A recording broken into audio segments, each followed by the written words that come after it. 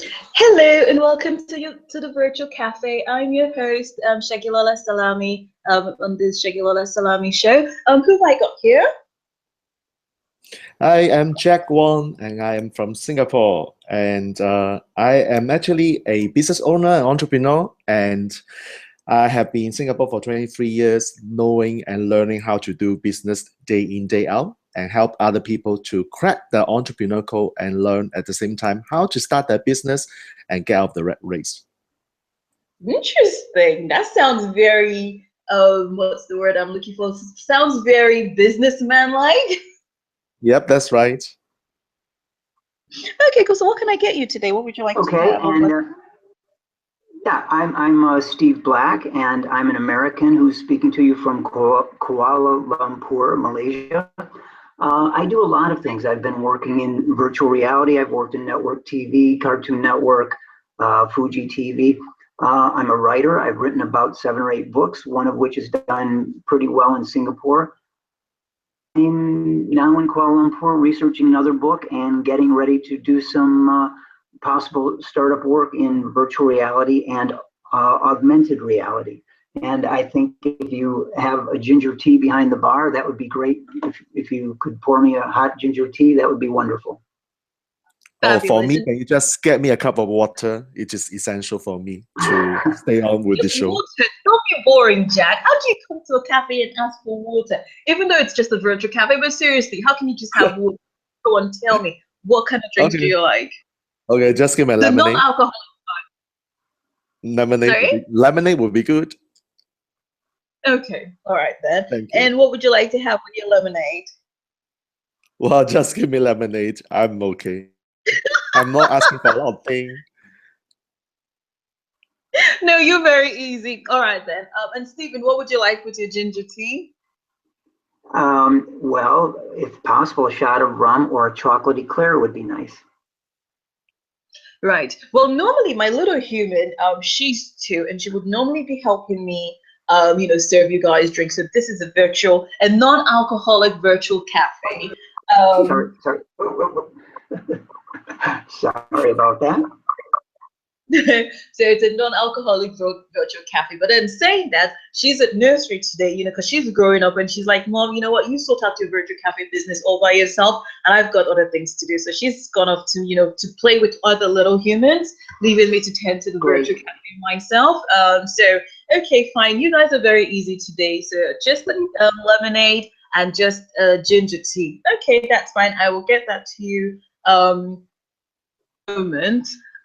See, so now I was actually quite intrigued by Jack and what you've said about what you do. But then something, and this is the geeky me just sort of taking over for a second. So I'm just going to come back to you in a minute, Jack. Stephen, so you've talked about. So I've heard, and again, I've not really gotten to use technology as much as I would because mommy duties, you don't really have time for yourself. And so I've actually heard of virtual reality, and I know of all those, space-time goggles that you wear these days. But what I haven't heard about is augmented reality. What the hell?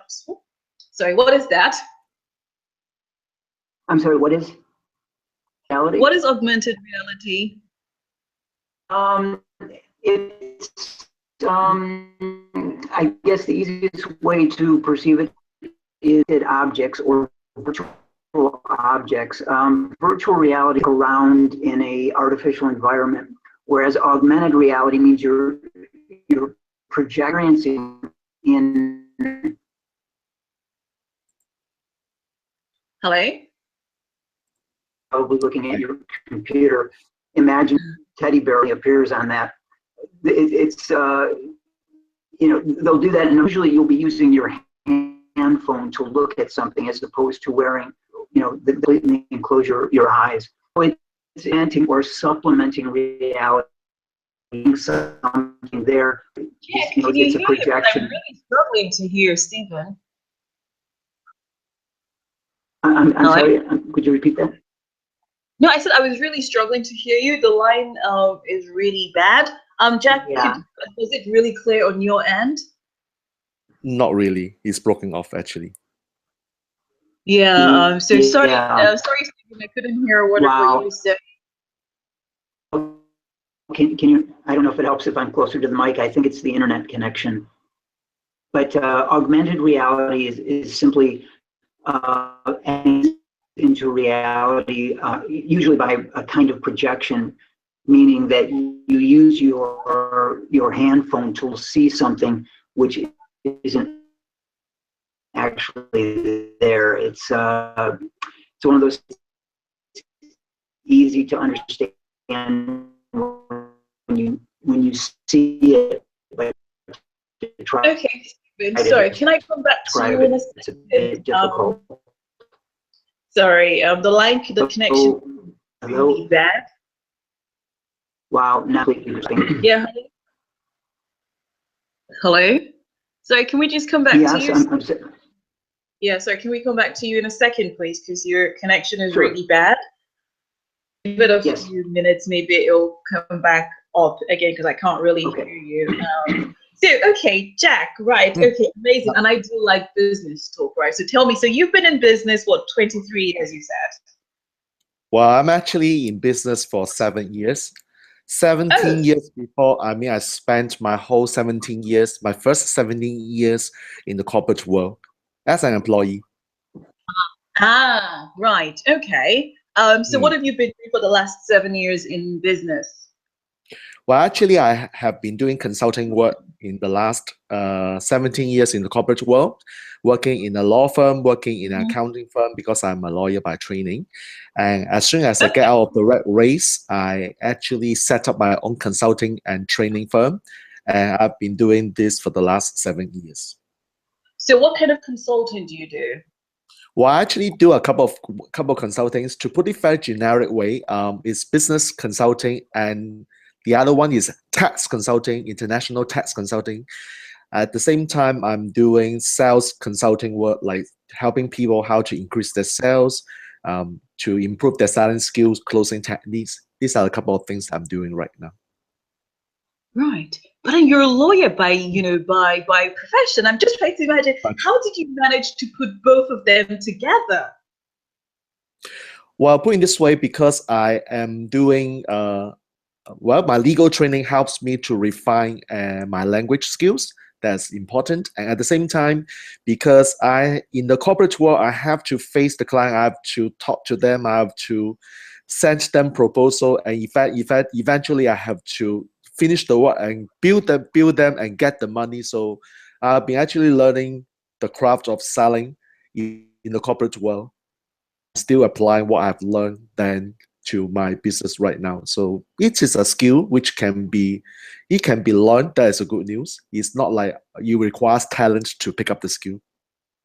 No, of course, because there are a lot of things that I've learned, just that I don't think that I would have, appreciated if I'd gone to university or, to learn it. And so, there's a lot of benefits from on the job learning. So now I've heard that you're also an Amazon best-selling author. When did you decide to become an author, and how did you attain bestseller status? Like that is just so amazing.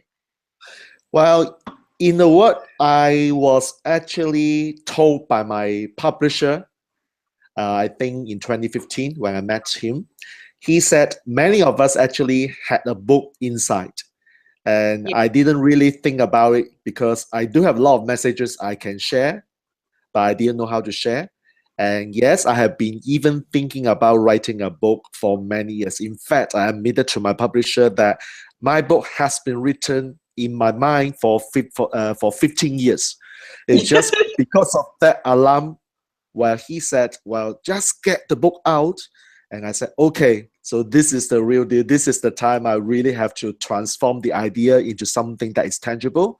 So for the next 10 months, I was crafting the book. I was getting my publisher to finalize it. And that's how Cracking the Entrepreneur Code came out in 2015. It is a very interesting 10 months journey. At the same time, when I decided to put it as best-selling book, of course, my publisher has helped me a lot in terms of the techniques, in terms of getting the various resources, making sure we apply the right strategy, so that in early this year, Feb 2017, I actually relaunched this book and later became an Amazon bestseller. And life has never been the same since then as a That's best-selling author.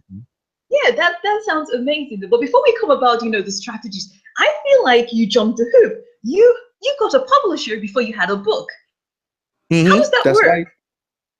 Well, people It normally actually is the want. other way around. Okay, there are actually many types of authors I come across, including my friends.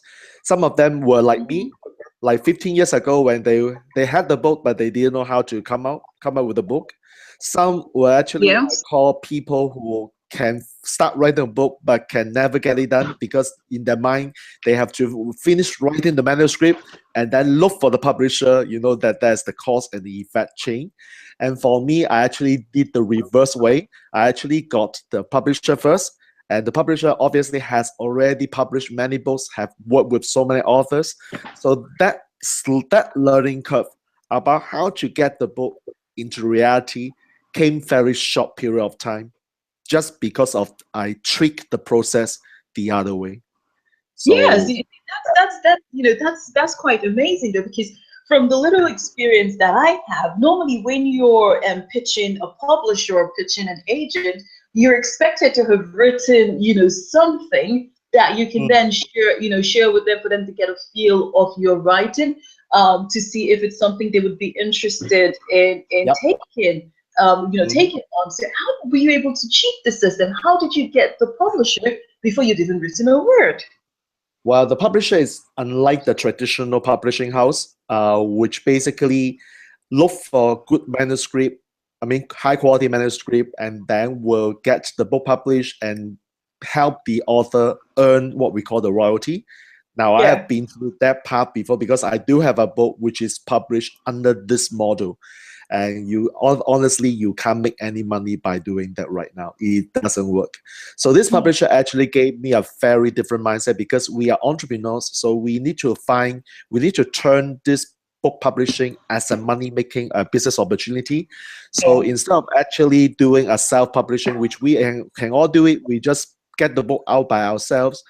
I Yeah. actually got this hybrid model with this publishing company whereby they will help me publish, they will help me market, they will get all the infrastructure done.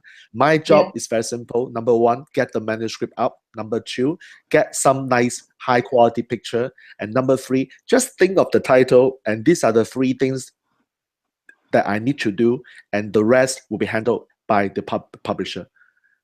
That's how this hybrid publishing model came about, which is getting more and more popular nowadays.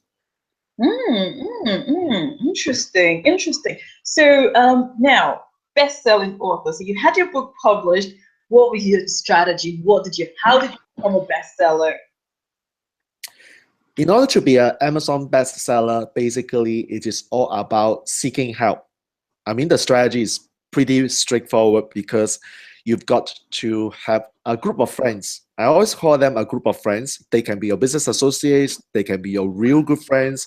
And before you get this Amazon best-selling title, you've got to actually create a framework for them to help you promote the book, to help you buy the book, or maybe to give you some good comments, good reviews on a particular day.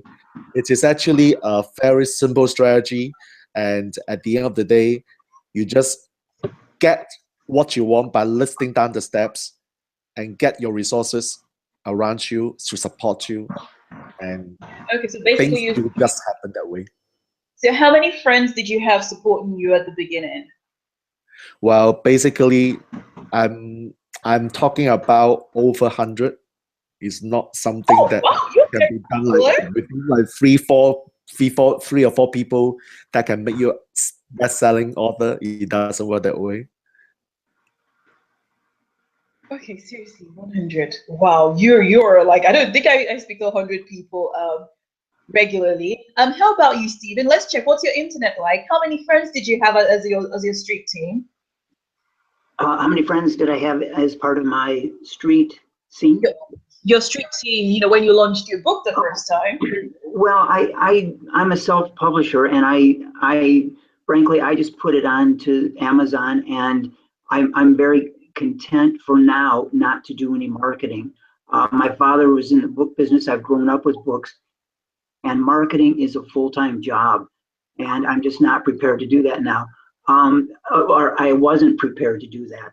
Now I've got about 8 books, and I think this year, the second half of this year, really start to do some marketing, and then I think I can, can answer questions about marketing. Marketing, again, it's just a full-time job, and I wasn't prepared to do that.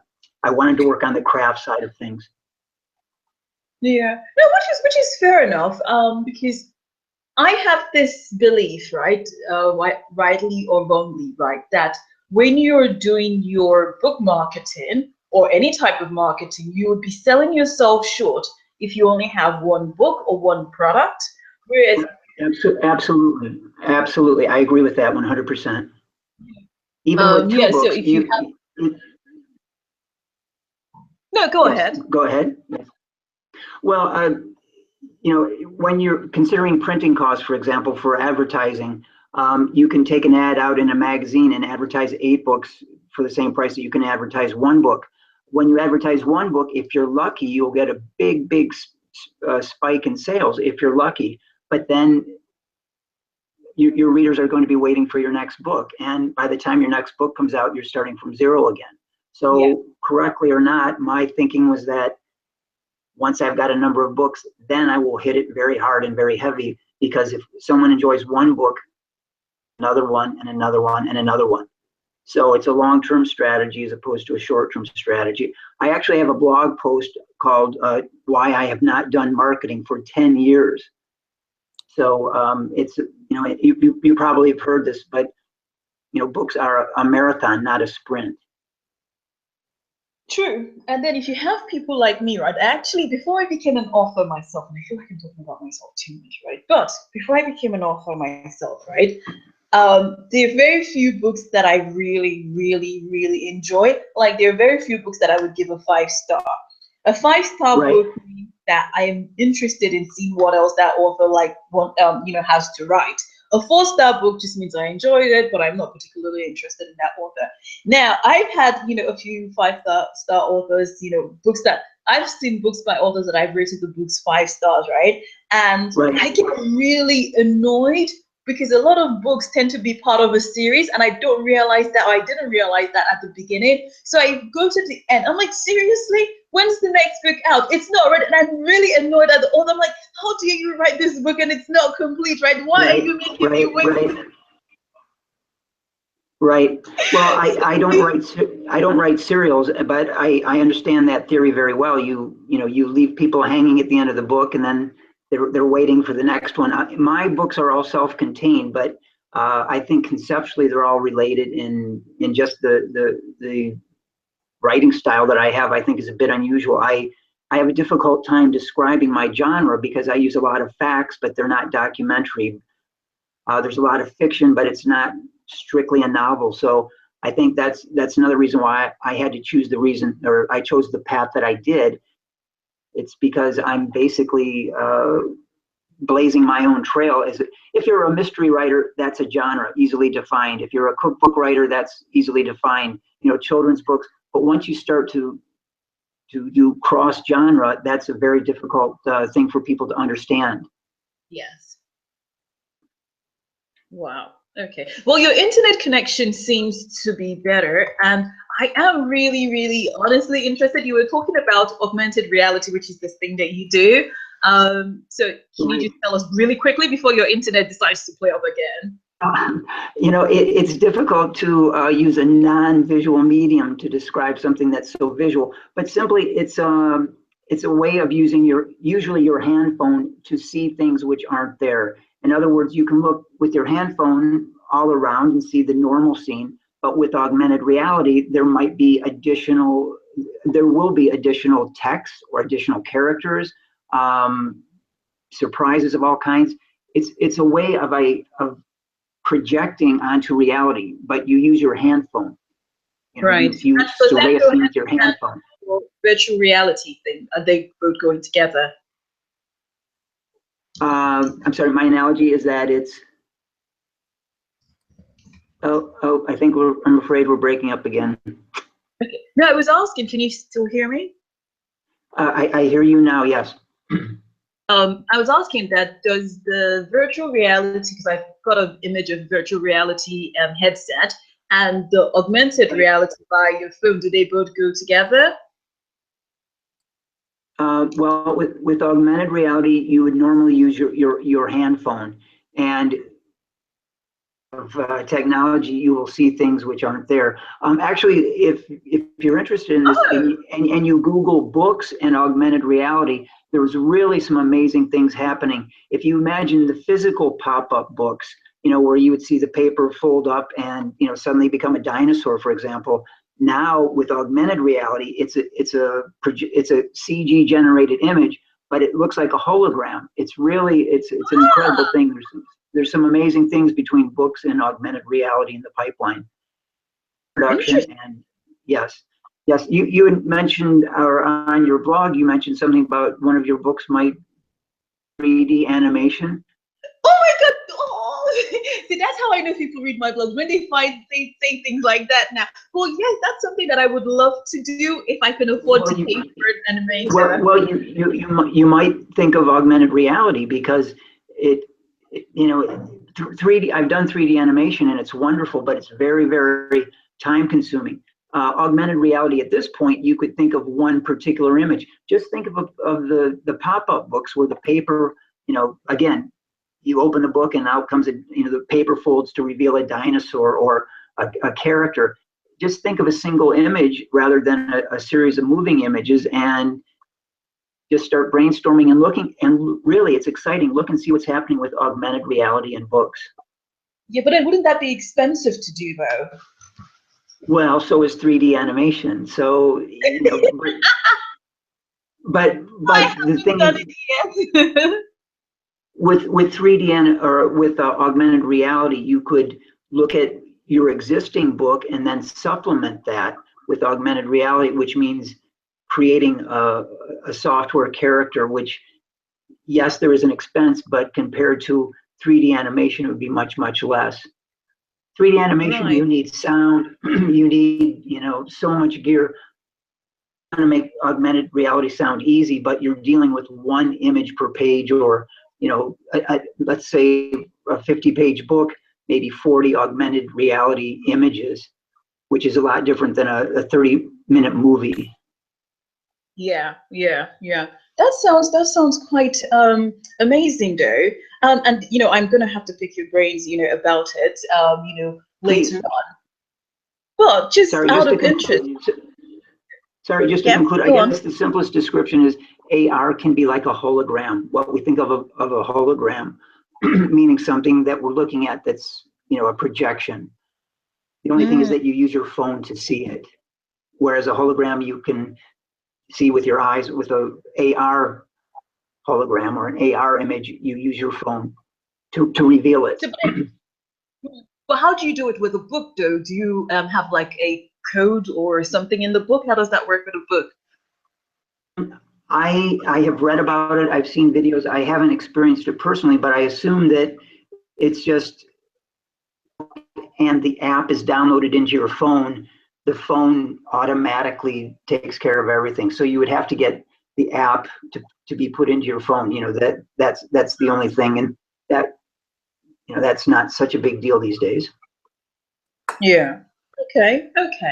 So just out of interest now, because again, I would like to think that I am a potential, because I don't think I am there yet.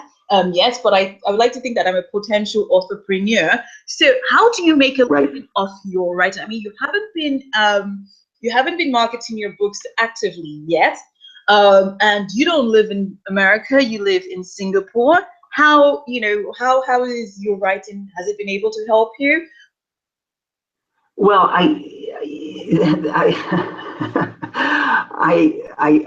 one of my books actually has sold about 2,000 copies, which in Singapore is a national bestseller. But I've done that marketing myself. The book is about a place called Tiong Bahru, which is a section of Singapore, and I'm very fortunate to know the market there. There's a market there which gets a lot of people on the weekends, and I've sold my book sitting there at a table to a number of people. The book is distributed in stores. It's done very well, but only because of word of mouth, not because I've been behind it. As far as my other life, I do writing for hire. I do video for hire. I do a lot of things on the side. I'm not depending on my writing as a way of staying alive or, financially surviving right now. I hope that it will. I hope that it will bring in income, and I believe it will. But right now, it's been a very conscious effort to just write and not to force it to bring in money. Yeah, but I mean, I can almost, well, I can actually tell you that a lot of authors out there, right, would probably sell a kidney to be able to say that they've sold 2,000 books for one, 2,000 copies of one book, right? So I think you're down. I'm very humbled because, again, that's with no advertising, no government support. Most books in Singapore, somewhere along the line, there's some sort of media or some sort of government support. Jack sounds very interesting in that publisher, but I did everything on my own. So it's really, I think, a compliment to the text that people are buying it and recommending it. It does get reviews. It was reviewed in a magazine completely. If you can imagine, it was reviewed in a magazine called Art News Asia 2 years after the book was published, which never happens. And their opening sentence was, we never review anything unless it's present or upcoming, but with this book, we have to make an exception. And I was very humbled by that. And it was a half-page review of the book, completely unexpected. That sounds amazing. So I could just imagine, you can afford to just kick back and just say, I'm just going to take it easy now when you actually do some marketing, because without any marketing, I didn't say I was kicking back. There's no kicking back. I mean, when the book that I was mentioning to you took me 3 years to write. And it's difficult. Every morning I have to make difficult decisions. Do I work on the book, or do I try and find a way to bring in money? I was very fortunate that my parents were in good health, and my daughter was out of school, so I had a window. Actually, in 2007, the Kindle came out, and when Amazon decided to devote a device strictly for reading ebooks, I thought it's now or never. My first book was about Obama. My second book was a book of fiction set in Singapore. My third, fact-based fiction set in Singapore. Then the next book was called I Ate Tiong Bahru, and I Ate Tiong Bahru is about that place in Singapore that I mentioned to you. But it's never just kicking back. There's no stockpiles of cash here where I can afford to do that. But for me, it's the only way I can do it. A very, very difficult thing to market unless you've got a lot of money or time. Yes. So how about you, Jack? Do you think you can afford to live off your writing? I'm sorry, you have to repeat the question again, if you don't mind. Yeah, I said, do you think you can afford to live off your writing? Can anyone afford to live off their writing? How are you doing with your writing? No way. For me, because from my experience, I mean, I applaud Stephen's experience, because obviously Stephen's experience is another thing which I do not personally experience, so I can only talk about my experience. My experience is that writing a book for the sake of actually making money from the book is no way, it's not possible, because I don't even need to think of like selling a book for 20 bucks, hope that I've got 2,000 people buying from me and make back my cost. What I do in my business is basically to use the book as an introduction to allow me to open doors with many corporations, many consulting clients. Because in our business, what happens is that many people will be very sharp fingers business cards, which honestly all of us would say it is just another business cards. And for me, I actually will throw away all the business cards because I don't need another one of them. But I have already proven many times that people are more impressed by me gifting them a book as a business card, as an introduction, because that differentiates myself from many other consultants, and I stand above because of that. And as a result, a book actually allows me to get to a lot of doors that of corporations, like I said, and because I'm also in training, speaking, and speaking areas. Many speakers, trainers actually talk about their topic without a book. For me, a book actually gives me a very interesting and instant credibility without much without much that I need to say about what exactly I do, because the book is a very good credibility reference. So I use the book for these means, to build my credibility, to build my branding, and get the doors open to many corporations. And that's Well, how I use exactly. my book. Yeah, so that's how you're using your book, as a source of leaven, because it makes you, it shows your expertise, Mm, and like you said, it opens doors. Whereas if you didn't have that book or your books, it wouldn't open those doors. So your books have basically been like the root, or the catalyst, and it's basically helped you to do other things. It's just like I spoke to a marketer once, and they say that most people should do exactly what you're doing. Use your book as an intro to put out your expertise, and mm, then you can then use your expertise to do other things.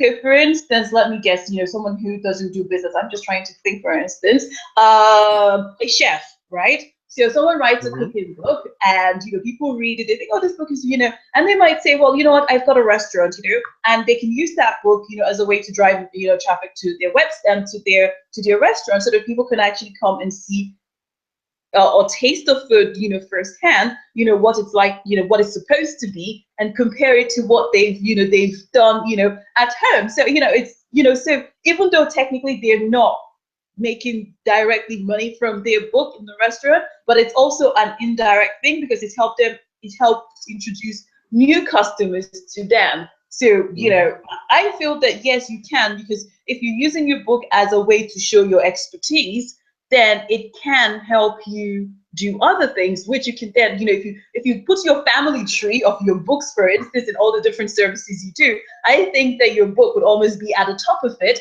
because that's what then breaks the other branches, Yep. I And think. at the same time, the other thing that a person who is a public speaker can do is essentially create a program based on the book, because the book is in written form. So I can turn the book into audio form. I can turn the book into a video form. I can turn the book into a live training and create multiple funnels. I mean, if your viewers understand what is the market funnel, it is a damn powerful tool. The whole funnel can be created with multiple tiers just because of one book. Yes. Well, I think a book it's a resource. It's really, at the end of the day, it's an undefinable thing. It's an idea, and that's an exciting thing for me. Of course, it becomes a physical product, and that's undeniably a big part of books. But when you open a book and you become lost in it, or it enriches your life, that's something that's very, very. It's a magic thing. It's an idea. It's a feeling. It's a sensation. Mm-hmm. That's right. Absolutely agree. What sort of things can one find inside your book, Jack? What sorts The of enter- things? what's the content of the Entrepreneur Code? Why should anyone read it? Okay, so what is it for you to read my book? Essentially, my book represents my journey of the last 4 years, actually 7 years as entrepreneur. However, I actually documented my journey from 2011 to 2015 as regards how I started off building a business without any plan, which is a no, please do not do it. I'll repeat my mistake. And at the same time, how I gather the resources from different people that I came across, so that I got helps from people who know what I need to do. And I've got a lot of interesting ideas and also mistakes along the way as to how if you pick up the book, you'll be able to learn from my mistake without costing you any money. So we always have this motto: smart people learn from his own mistakes. A genius learns from other people's mistakes. And in business, unfortunately, we all will make mistakes. In traditional schooling True. system, unfortunately, mistakes will result in punishment. But if we have this mindset as an entrepreneur, we'll never make it. So we have to accept the fact that we have to make mistakes, and mistakes Of course. equals money making opportunity. Yes, yes, yes. No, that's fantastic.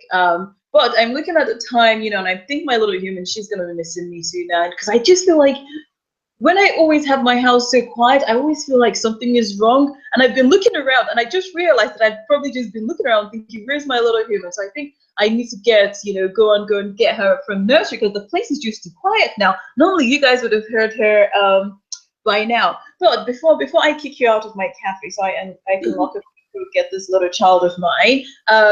Stephen, any final words of advice, any words of wisdom you would like to share? Just if you're a writer, you have to decide why you want to write. And if it's to express something, then express it. And if it's to sell something, that's fantastic. And think of the business side of things before you start. Just define your goals. And if your goal is expression, express yourself. If your goal is to create something to sell, then create a business plan and go for it. You can't be shy. You have to do it. Fabulous, fabulous. And final words of wisdom from you, Jack? Well, I thought that I would love to quote Stephen Covey's favorite quote, to actually always think from the end, have the ends in mind. But Stephen actually summed it up so nicely, and I have to echo with Stephen's saying, you must know why you want to write this book. And this book is your life's work. And if you don't know what you want, then think about it carefully before you start taking action, because it will cost you not just money, but also time. So I'm very agreed. Yeah. Okay. So if anyone wanted to get in touch with you, you know, to get some advice, you know, how do they get in touch with you guys? Jack? I have a blog, www.blacksteps.tv. Is the phrase that I use for my writing activities. That's on Twitter, or just Stephen Black. Find me on Facebook, and happy to share, you know, my mistakes and anything that I've learned, and happy to talk to anyone really. Is there just one Stephen Black? And thank you for letting us talk to you, Sagilola. Thank you. Yes. No, thank you. So I was asking, is there just one Stephen Black on Facebook? How does someone differentiate you with any others?